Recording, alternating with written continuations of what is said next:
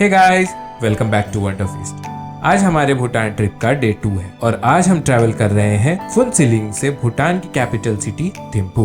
ये road trip होने वाला है बहुत ही ज्यादा मजेदार, क्योंकि इन हंसी वादियों के बीच गुजरते हुए हम लोग विटनेस करने वाले हैं एक खूबसूरत सा मॉनेस्ट्री, कुछ वाटरफॉल्स और कुछ local shops.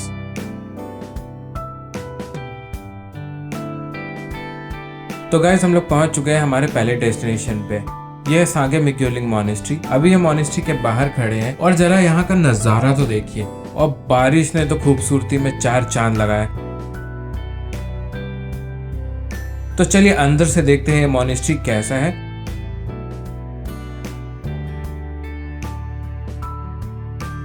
Oh my God, अद्भुत। तो चलिए हमारे गाइड वैंग से इस मॉनेस्ट्री के पीछे की कहानी जानने की कोशिश करते हैं।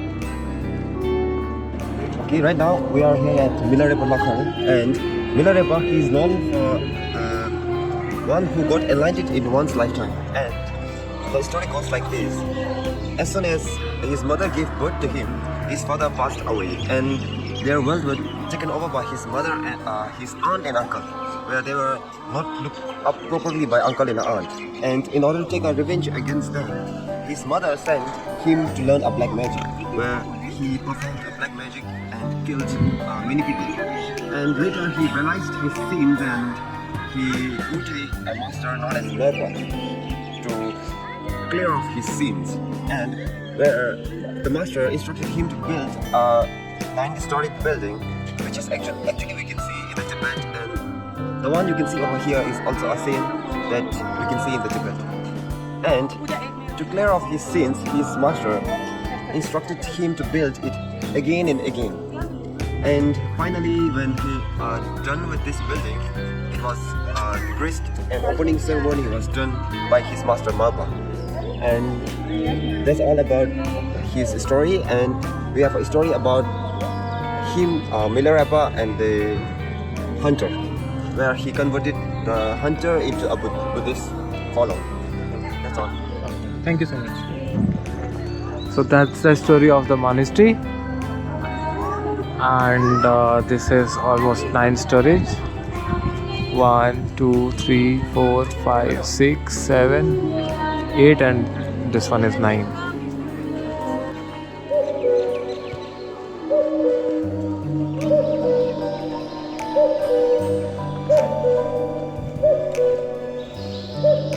I think this is the prayer hall of the monastery. What a lovely location guys. Oh my god। आइए इस प्रेयर हॉल के अंदर आपको एक बहुत ही इंटरेस्टिंग चीज दिखाता हूँ। जरा इन पेंटिंग्स को तो देखिए। ये सारे स्टोन पेंटिंग्स हैं और सिर्फ ये पेंटिंग्स नहीं हैं, हर एक पेंटिंग अपने अंदर एक कहानी छुपाई हुई है।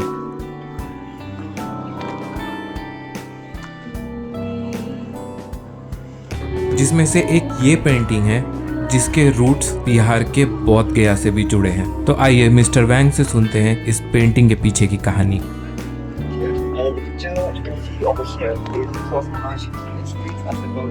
Formation of university or Buddhist prospect, and we have 4 cardinal directions, which we have each with the 4 guardian kings.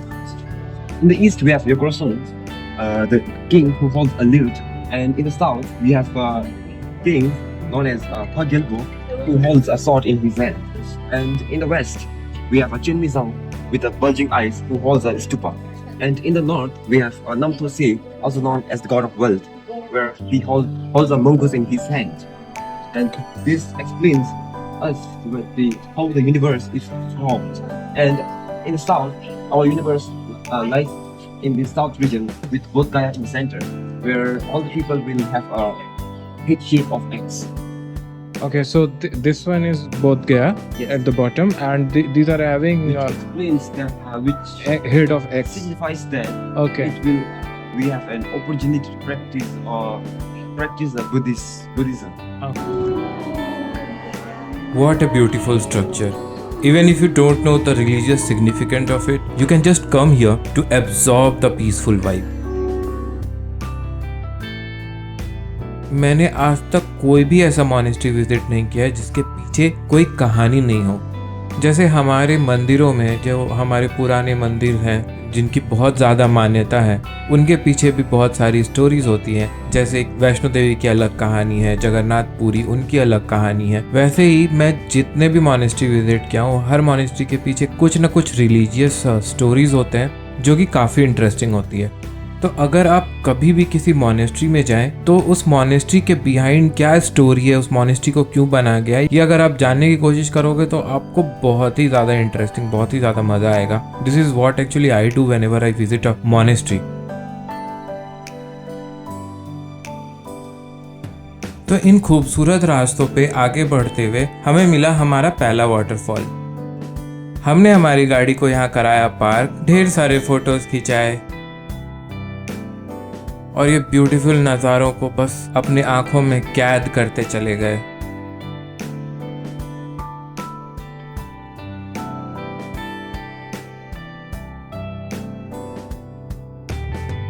इतना पीसफुल, इतना अच्छा जगह मैंने शायद ही कहीं देखा है।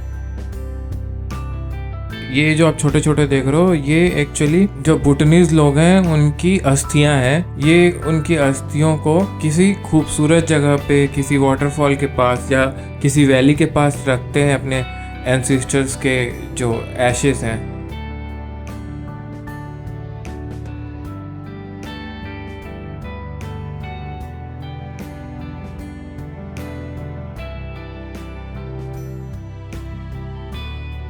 और भूटान आके मुझे एक चीज़ समझ में आई, मैं आपको बता देता हूँ। अगर आप भूटान घूमने का प्लान कर रहे हो तो it's all about your mind set. Bhutan में अगर आप इस एक्सपेक्टेशन से जा रहे हो कि आपको कुछ गिने चुने या कोई डेजिग्नेटेड साइट सीइंग का जगह मिलेगा जहां आप जाओगे, तो I think you will get disappointed. जो भूटान की खूबसूरती है ना, वो इन रास्तों पे ही है। मैंने इतना सुंदर रास्ता आज तक नहीं देखा है।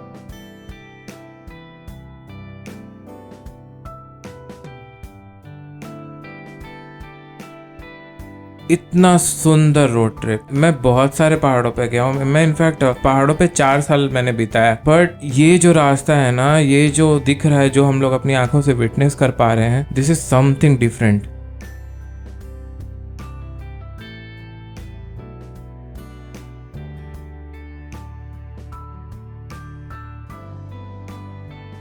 ये इतना खूबसूरत है, ये इतना मेस्मराइजिंग है कि मेरे पास शब्द नहीं है इसको बयां करने के लिए। और ये जो समर का टाइम है, जिस समय हम लोग यहाँ पे आए हुए हैं, इन पहाड़ों पे, इन हिल्स पे जो धूप गिरती है और जो ये क्लाउड्स के शैडोज गिरते हैं, ये अलग अलग पहाड़ पे अलग अलग तरह के फॉरेस्ट हैं। जैसे कोई पहाड़ सिर्फ पाइन फॉरेस्ट है, कोई पहाड़ ऐसा है, कोई ऐसा हिल है जिसपे किसी अलग ही प्लांट्स और ट्रीज का फॉरेस्ट है। तो ये जो अलग अलग कलर के शेड्स आपको दिखते हैं ना, मतलब एक पहाड़ के बगल में दूसरा पहाड़ है और दोनों अलग अलग कलर के हैं, और उसके बाद में कोई ऐसा पहाड़ है जो कि एकदम बंजर है, जिसपे कोई प्लांटेशन कुछ नहीं है, और इन पे धूप गिरता है, इन पे जो क्लाउड्स के शैडो गिरते हैं, और ये जो दिखता है ना, I can not explain it. तो घूमते घूमते हम लोग पहुंच चुके हैं थिम्पू गेट पे, और इस गेट से एंटर करते ही हम लोग थिम्पू प्रोविंस के अंदर आ जाते हैं। एग्जैक्ट थिम्पू वैली हम लोग को जाने में यहाँ से 30-40 मिनट्स लगेगा, और कुछ दूर आगे जाके हमें मिला ये छोटा सा शॉप जहाँ पे लोकली ग्रोन फ्रूट्स, वेजिटेबल्स वगैरह मिल रहे थे, और ये इतना अमेजिंग, इतना फ्रेश दिख रहा था ना। और हाँ, ये मुझे यहाँ पे एक ऐसा वेजिटेबल भी मिला जो मैंने शायद इंडिया में उतना देखा नहीं है, बट हाँ वेस्टर्न कंट्रीज में लोग बहुत खाते हैं और भी जगह लोग खाते हैं। I think this is called asparagus. यहाँ पे जो ये आप वाइट देख रहे हो ना, ये दीज आर चीज। ये जो है ये याक मिल्क से बनता है, और ये वाले जो चीज हैं ये 2 तरह के होते हैं। One is similar to churpi, जो आपको सिक्किम या आपको कलिम्पोंग वगैरह, दार्जिलिंग वगैरह साइड मिल जाएगा, वो भी याक मिल्क से ही बनता है, and that is hard, that is one of the hardest चीज इन द वर्ल्ड। और एक दूसरा चीज है जो कि थोड़ा सॉफ्ट है चुरपी से, बट उतना भी सॉफ्ट नहीं है, और इसका कोई खासा फ्लेवर नहीं है, मिल्की फ्लेवर है, बेसिकली ये जो लोग खाते हैं these are the calcium shots that they are having and this is quite popular. Like मैंने भूटान में भी इतना जगह देखा है, मैंने सिक्किम में देखा है बहुत जगह, मैंने दार्जिलिंग में देखा है, मैंने कलिम्पोंग में देखा है। This is very common amongst mountain people. तो इसी के साथ हम लोग पहुंच चुके हैं थिम्पू वैली और ये रहा हमारा hotel. We have got decent सा रूम और इसी के साथ हम लोग इस वीडियो को यहाँ पे एंड करते हैं। अभी हम लोग यहाँ करेंगे थोड़ा सा रेस्ट और लोकल थोड़ा एक्सप्लोर करेंगे। उसके बाद हमारी नेक्स्ट आइटनरी शुरू होगी कल से, जहाँ हम लोग थिम्पू के आसपास की जगह को एक्सप्लोर करेंगे। Will go to some interesting places, so stay tuned. अगर आपको ये वीडियो पसंद आया तो इस वीडियो को लाइक करें, इस चैनल को सब्सक्राइब करें। अगर आपने भी चुरपी खाया है तो हमें कमेंट सेक्शन में लिख के जरूर बताएं। See you in next video. Thank you.